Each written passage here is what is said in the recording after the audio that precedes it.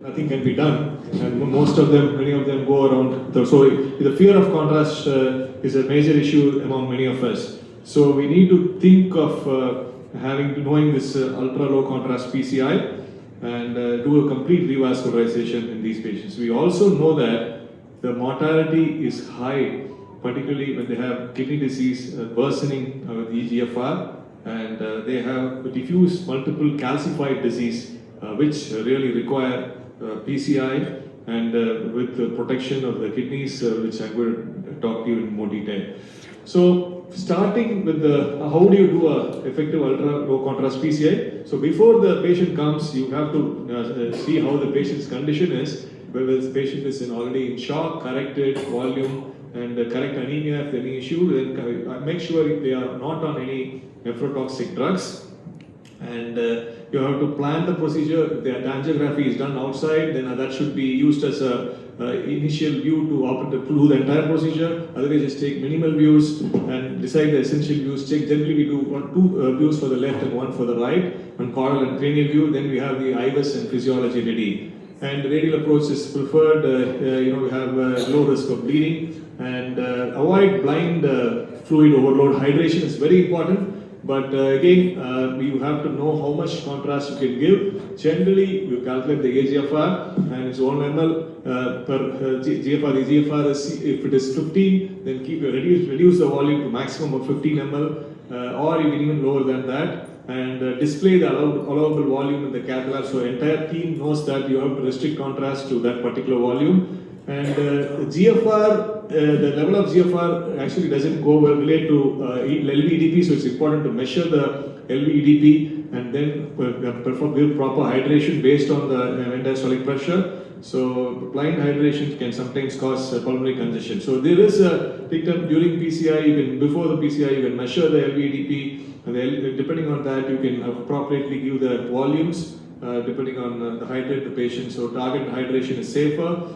And starting with the procedure, I think the first step is to engage the catheter. And for engaging the catheter, if you have already an angiogram, you can see that. Otherwise, you can just you can look at the landmarks, you can look at some calcium, or you can engage and then you can try to inject some saline. And you can see the ECG here, because you can see on my right upper corner, there's some ECG changes. When you inject saline, you can see that the contrast, the catheter is engaged, and that's why you're able to see the ECG changes. So otherwise, if you are sure, you can also try putting a soft wire, and the wire goes smoothly in. That also indicates that you are in the vessel. So, but be carefully observe the ECG and hemodynamics, and make sure you don't have damping or instability.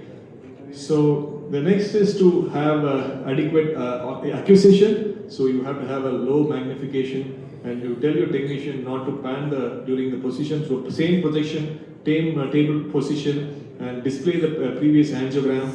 And then sometimes you can also consider dilution of 1:1. And do not change the table movement. Whatever you fixed at the initial period, just keep it at that.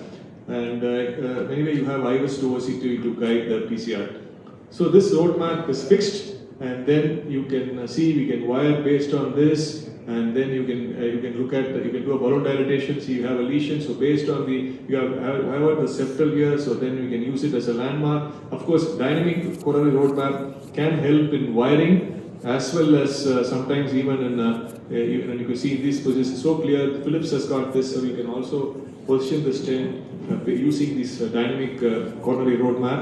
So once you do an injection, it automatically uses DCR, which is very helpful during the procedure. So contrast hygiene, I think, is very, very important. We always have a tendency to give a puff during the procedure, multiple puffs. All this should be avoided. And as you can see in this patient, you can use, you can try and give, if you want to do an osteal procedure, just you can use a small puff with the chasing, a small bolus with the chase with the saline. What we do is, we take a 2 ml syringe with the contrast. We don't even take a 5 ml 5cc syringe, 10cc syringe, take a 2cc syringe, and we usually disconnect the contrast. Because we have a contrast here, we always tend to give more and more contrast. So use a 2cc syringe and have a flush with the saline. So push the 2cc syringe, contrast, and then flush it with saline. So you just have the 2cc boluses and you can look at, if at all you want to see, you can look at it. This is how you treat. You just give a 2 cc and chase the small bolus with the saline if you want to really give. So other thing is creating a coronary skeleton, which you wire all the possible branches, create landmarks. Sometimes you have calcium, that itself will serve as a landmark, and try to use a non-hydrophilic wire, and also try to create a loop so that it doesn't cause any distal perforation. So you can create a loop and leave it safely, and then you can proceed using those landmarks. But if you have an 8 French catheter, you can always also have an IVUS catheter, and then mark the landing zones based on the IVUS, and then plan your procedure.